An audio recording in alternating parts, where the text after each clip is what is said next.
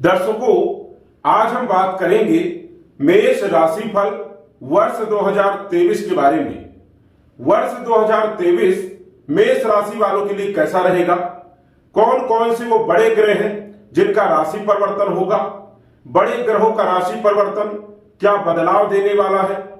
हम बात करेंगे आपके सभी क्षेत्रों के बारे में, स्वास्थ्य के बारे में, धन के बारे में, कुटुंब परिवार के बारे में, भूमि भवन प्रॉपर्टी मकान वाहन के बारे में, शिक्षा संतान के बारे में, प्रेम विवाह के बारे में, वैवाहिक जीवन के बारे में, कंपटीशन के बारे में, भाग्य के बारे में, नौकरी व्यापार के बारे में, विदेश यात्रा के बारे में आदि हम सभी के बारे में विस्तार से चर्चा करेंगे।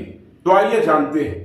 सबसे पहले हम बात करेंगे बड़े ग्रहों के राशि परिवर्तन के बारे में। 2023 में बड़े ग्रहों का राशि परिवर्तन होगा। 4 बड़े ग्रह हैं और चारों बड़े ग्रहों का राशि परिवर्तन होगा, जो कि हमारे जीवन में इन ग्रहों का प्रभाव बहुत ज्यादा होता है। छोटे ग्रहों का राशि परिवर्तन तो हर महीने होता है और कम समय के लिए कम प्रभाव होता है, लेकिन जो लंबे समय तक ग्रह चलते हैं इनका प्रभाव हमारे जीवन पर सबसे ज्यादा होता है। तो इन्हीं 4 ग्रहों का राशि परिवर्तन हो रहा है, जिससे हम जानेंगे कि वर्ष 2023 आपके लिए कैसा रहेगा। शनि का राशि परिवर्तन 17 जनवरी को होगा। मकर राशि को छोड़ करके कुंभ राशि में, मूल त्रिकोण की राशि कुंभ राशि, एकादश भाव में शनि गोचर करने वाले 17 जनवरी से। गुरु के बारे में बात करें तो गुरु जो है 22 अप्रैल से मीन राशि को छोड़ करके मेष राशि लगन भाव में गोचर करने वाले हैं। राहु की बात करें तो राहु 30 अक्टूबर 2023 को मेष राशि को छोड़ करके मीन राशि 12वें घर में गोचर करने वाले।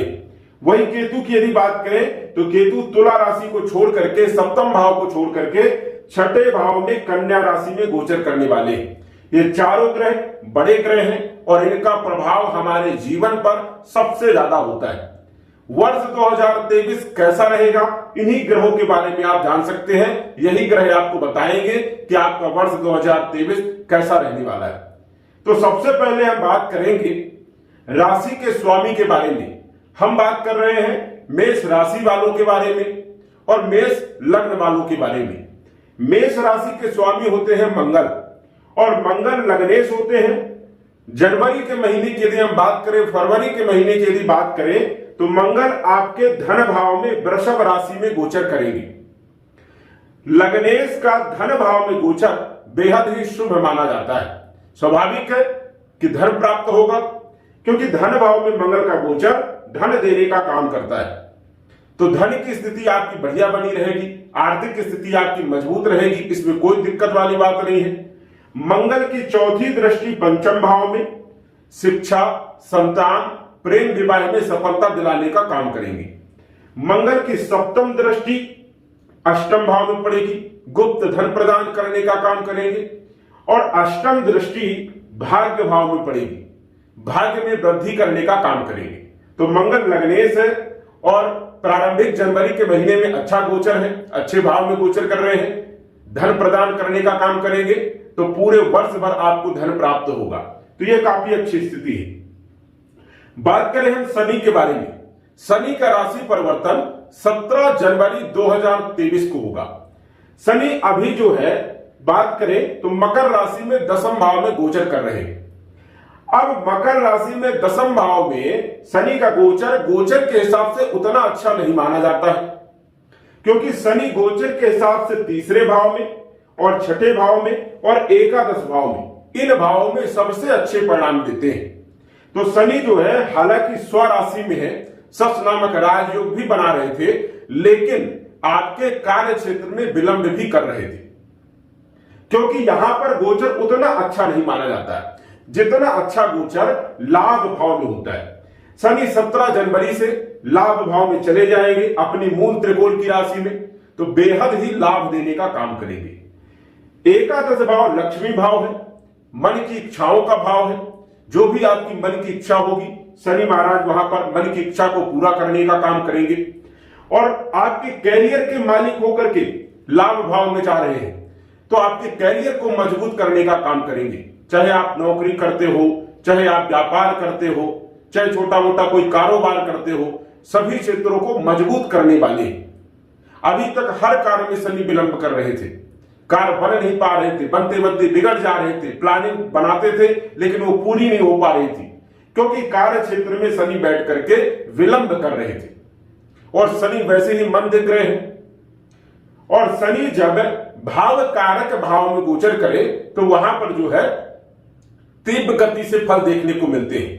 तो शनि जो है आपको बेहद ही शुभ परिणाम देंगे, और स्वराशि के भी हैं तो डबल फायदा देंगे। तो ये काफी अच्छी स्थिति रहेगी। शनि की दृष्टि के बारे में यदि बात करें तो शनि की दृष्टि शुभ नहीं मानी जाती, लेकिन जब शनि उच्च के हो या स्वराशि के हो तो वहां पर शनि की दृष्टि भी शुभ हो जाती है। ये चीज ध्यान रखिएगा। तो शनि स्वराशि के हैं और अच्छे भाव में गोचर कर रहे हैं, तो तीसरी दृष्टि लगन भाव में कॉन्फिडेंस देने का काम करेंगे, बड़ी बड़ी प्लानिंग बनाने का काम करेंगे, बड़ी बड़ी इंडस्ट्री लगवाने का काम करेंगे, बड़ा व्यापार के लिए प्रेरित करेंगे, बड़ा धंधा करवाएंगे। तो ये काफी अच्छी स्थिति रहेगी। वही शनि की जो सप्तम दृष्टि है वो पंचम भाव में पड़ेगी, तो पंचम भाव में शिक्षा, संतान, प्रेम, विवाह इन क्षेत्रों को मजबूत बनाएगी और अच्छा लाभ देने का काम करेगी। दसम दृष्टि की बात करें तो शनि की दसम दृष्टि अष्टम भाव में पड़ेगी, तो अष्टम भाव में शनि की दृष्टि पड़ेगी तो यहां पर भी जो है आपको लाभ देखने को मिलेगा। ससुराल पक्ष से भी आपको लाभ मिल सकता है, गुप्त धन प्राप्त हो सकता है। वाहन चलाते समय थोड़ा सा सावधान रहना है, और विशेष तौर पर शनि जो है आपको पूरे वर्ष भर लाभ देने का काम करेंगे। तो शनि का जो गोचर है, जो राशि परिवर्तन है, वो आपके लिए शुभ रहने वाला है। जो आपके कार्य विलंब हो रहे थे, बन नहीं रहे थे, रुकावट पैदा हो रही थी, वो सारे कार्य आपके बनने वाले हैं। तो शनि आपको लाभ देने वाले हैं। बात करें गुरु के बारे में तो गुरु जो है 22 अप्रैल से मेष राशि में गोचर करेंगे। मतलब 12वें घर में जो है गुरु गोचर कर रहे थे, जो कि 12वें घर में मिले जुले फल देते हैं। 12वें घर में खराब परिणाम भी नहीं देते हैं, ये भी नहीं कह सकते, और उतने अच्छे परिणाम भी नहीं देते, क्योंकि व्यय भाव है, नुकसान का भाव है। हालांकि गुरु का देखा जाए तो कारक भाव भी है, कालपुरुष की कुंडली में जो है प्रधान भाव माना जाता है गुरु का। तो इस कारण से गुरु वहां पर बुरे परिणाम नहीं देते, लेकिन उतने अच्छे परिणाम भी नहीं देते हैं। और गुरु जब लगन भाव में गोचर करे और पंचम भाव में गोचर करे, सप्तम भाव में गोचर करे, नवम भाव में गोचर करे, एकादश भाव में गोचर करे, तो बेहद ही शुभ परिणाम देते हैं। तो गुरु 22 अप्रैल से आपके लगन भाव में गोचर कर रहे हैं, बेहद ही शुभ है, बहुत अच्छे परिणाम देने के लिए तैयार रहेंगे। आपके स्वास्थ्य को बढ़िया रखेंगे, कॉन्फिडेंस को बना करके रखेंगे, बहुत सारी चिंताओं को आसानी से दूर कर देंगे, सोचने समझने की शक्ति को बढ़ाएंगे, आपके माइंड को बिल्कुल साफ रखेंगे। वही गुरु की जो 5वीं दृष्टि है वो पंचम भाव में पड़ेगी, और पंचम भाव शिक्षा का होता है, संतान का होता है, प्रेम विवाह का होता है। तो शिक्षा को जो है अच्छा बनाने का काम करेंगे, संतान देने का काम करेंगे। जिन लोगों को संतान प्राप्त नहीं हो रही थी उनके लिए समय बेहद ही शुभ है। प्रेम विवाह में भी सफलता मिलेगी आपको, तो ये भी काफी अच्छी स्थिति है। और गुरु की जो सप्तम दृष्टि है वो सप्तम भाव में पड़ेगी, तो सप्तम भाव में वैवाहिक जीवन आपका बढ़िया रहेगा। जिन लोगों का विवाह नहीं हो रहा था तो अप्रैल के बाद विवाह के योग बनेंगे। वैवाहिक जीवन आपका जिनका खराब था तो वैवाहिक जीवन भी सुधर जाएगा, क्योंकि वैवाहिक जीवन के भाव में केतु का गोचर हो रहा है और केतु का भी राशि परिवर्तन होने वाला है। तो यहां पर जो है देखा जाएगा कि बेहद शुभ परिणाम आपको देखने को मिले। नवम दृष्टि की बात करें तो गुरु की नवम दृष्टि भाग्य भाव में, अपने ही भाव में जो है पड़ेगी, तो भाग्य को बढ़ाने का काम करेंगे, पिता का सहयोग मिलेगा, नौकरी में प्रमोशन दिलाएंगे, ट्रांसफर जहां आप चाहते हैं वहां पर दिलवा सकते हैं, आर्थिक स्थिति को मजबूत करने का काम करेंगे, धर्म कर्म में रुचि बढ़ाने का काम करेंगे, और आपके भाग्य को बदलने का भी काम करेंगे। तो गुरु का जो गोचर है ये बेहद ही शुभ है, शनि का भी शुभ है और गुरु का भी शुभ है, दोनों ही ग्रह आपको बेहद शुभ परिणाम देंगे। बात करें राहु के बारे में, राहु 30 अक्टूबर को जो है मेष राशि को छोड़ करके मीन राशि में गोचर करेंगे। राहु और केतु सदैव वक्री होते हैं और इनका प्रभाव हमारे जीवन पर सबसे ज्यादा होता है, क्योंकि ये 18 महीने तक एक ही भाव में गोचर करते हैं, 18 महीने के बाद राशि परिवर्तन करते हैं। तो यह समझ जाइए कि अक्टूबर के बाद जब राहु आपकी राशि मेष राशि को छोड़ करके मीन राशि में चले जाएंगे तो बहुत सारा टेंशन तो वैसे ही दूर हो जाएगा, क्योंकि आपके सिर में मंडरा रहे हैं राहु, आपको भ्रमित कर रहे हैं, कंफ्यूजन पैदा कर रहे हैं, शक पैदा कर रहे हैं, क्या करूं क्या ना करूं की स्थिति पैदा कर रहे हैं, तो आप डिसीजन नहीं ले पा रहे हैं। क्यों? क्योंकि राहु भ्रमित कारक ग्रह, भ्रमित करता है और माया जाल में फंसा करके रखता है। तो इस कारण से कोई भी व्यक्ति यदि बड़ा काम करे तो वहां पर कंफ्यूजन ज्यादा होता है, क्या करे और क्या ना करे की स्थिति यहां पर पैदा हो जाती है। तो राहु सबसे ज्यादा जो है आपको परेशान कर रहा था, जो कि राहु आपकी राशि को छोड़ करके मीन राशि 12वें भाव में गोचर करने वाले, तो ये भी बेहद शुभ है आपके लिए। कम से कम सबसे बड़ा टेंशन तो आप मुक्त हो रहे हैं। और राहु की जो दृष्टि पड़ रही थी आपके विवाह भाव में, वैवाहिक जीवन में, दाम्पत्य जीवन में, जो कि खराब कर रहे थे, लड़ाई झगड़े, मनमुटाव, डिवोर्स जैसी स्थिति को बना रहे थे, तो वो स्थिति भी यहां पर जो है दूर हो जाएगी और राहु आपको बेहद ही शुभ परिणाम देंगे। लेकिन कई सारे क्षेत्रों में आपको सावधान भी रहना होगा, क्योंकि 12वें भाव में जब राहु का गोचर होगा तो राहु की पंचम दृष्टि आपके चौथे भाव में पड़ेगी। तो भूमि, भवन, प्रॉपर्टी खरीदते समय आपको सावधान रहना है, नहीं तो आपका पैसा व्यर्थ जो है बर्बाद हो सकता है। इस चीज को आपको ध्यान रखना है। कब ध्यान रखना है? 30 अक्टूबर के बाद, क्योंकि राहु 12वें घर में व्यय भाव में गोचर करेंगे, नुकसान के भाव में गोचर करेंगे, हानि के भाव में गोचर करेंगे। तो चतुर्थ भाव जो होता है ये भूमि, भवन, प्रॉपर्टी और मकान, वाहन का होता है। तो इन क्षेत्रों में आपको सावधानी बरतना है और सावधान रहना है। पहले अच्छे से कागज देख लें, जानकारी लगा लें कि हम जो कार्य कर रहे हैं वो पूर्ण रूप से सही है या कहीं कोई फर्जी तो नहीं है। तो ये सारी चीजें आप पहले देख लें। प्रॉपर्टी खरीदने में भी बड़ी समस्या आएगी, वहां पर भी विघ्न आएंगे, तो ये चीजें थोड़ी सी आपको ध्यान में रखने की जरूरत है। राहु की जो सप्तम दृष्टि है वो छठे भाव में पड़ेगी। रोग, ऋण, शत्रु भी हावी हो सकते हैं, परेशान कर सकते हैं, गलत आरोप भी लग सकते हैं, इसलिए यहां पर भी आपको ध्यान रखना है। किसी को कर्ज नहीं देना है, नहीं तो रिकवरी में भी बड़ी समस्या आएगी और कंपटीशन में यहां पर कई बार आपको असफलता भी मिल सकती है, इसलिए यहां पर भी थोड़ा ध्यान देना है।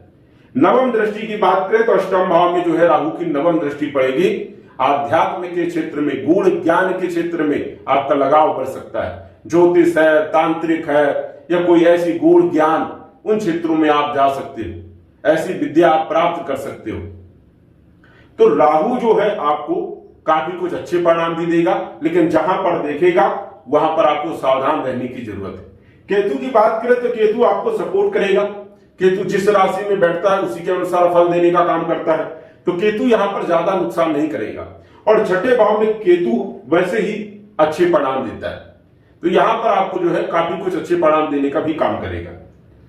केतु की यदि हम दृष्टि की बात करें तो कैरियर के क्षेत्र में दृष्टि रहेगी, जो कि अच्छा यहां पर बेनिफिट देगा। और 12वें भाव में देश विदेश की यात्राओं का योग भी बनाएगा और धन लाभ देने का भी काम करेगा। तो केतु का गोचर आपके लिए बढ़िया रहेगा, लेकिन राहु के लिए थोड़ा सा आपको ध्यान देने की जरूरत है। तो शनि, गुरु ये बहुत अच्छे परिणाम देने वाले हैं, और राहु जो आपकी राशि पर गोचर कर रहे थे वो जो है समस्या, सबसे बड़ी समस्या आपकी हट रही है और बेहद आपको लाभ देखने को मिलेगा। तो मेष राशि वालों के लिए यदि बात करें तो पूरा वर्ष बेहद ही शुभ है। जिनका विवाह नहीं हो रहा था, विवाह का योग बनेगा। जिनको संतान नहीं हो रही थी, संतान का योग बनेगा। उच्च शिक्षा के योग बनेंगे। कॉन्फिडेंस कूट कूट करके भरा रहेगा। धन की स्थिति आपकी बढ़िया रहेगी। आर्थिक स्थिति आपकी मजबूत रहेगी। कार्य क्षेत्र पर आपको ध्यान रखना है। सूर्य जो है जनवरी के महीने में आपके भाग्य भाव में गोचर करेंगे, भाग्य में वृद्धि करने का काम करेंगे। तो मेष राशि वालों का भाग्य जो है वो प्रबल होगा, तो ये भी काफी अच्छी स्थिति है। जनवरी के महीने में शुक्र आपके 10वें भाव में कैरियर के क्षेत्र में कैरियर को मजबूत करने का काम करेंगे, ये भी काफी अच्छी स्थिति है। बुध आदित्य योग भी बन रहा है जनवरी के महीने में। बुध भी आपको सपोर्ट करेंगे, आपका जो व्यापार है उसको जो है लाभ देने का काम करेंगे। तो यदि कुल मिलाकर के यदि हम बात करें तो ग्रहों की जो स्थिति है वो मेष राशि वालों की बहुत ही जबरदस्त है और लाभ देखने को आपको जरूर मिलेगा। तो दर्शकों, आज बस इतना ही। धन्यवाद।